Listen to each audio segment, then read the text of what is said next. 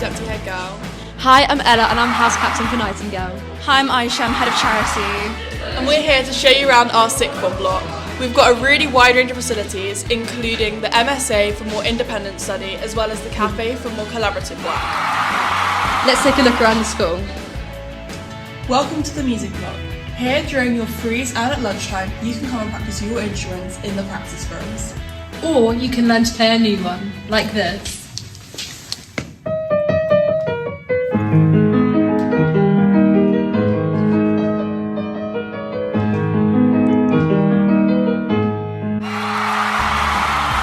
And here's the Careers Library, where you can find lots of resources to help you decide on your future career.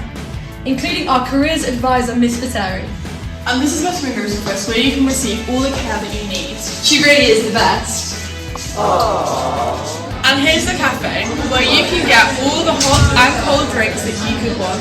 And stock up on all the food you'd need throughout your day. And here's studying. But you have to be quiet in here.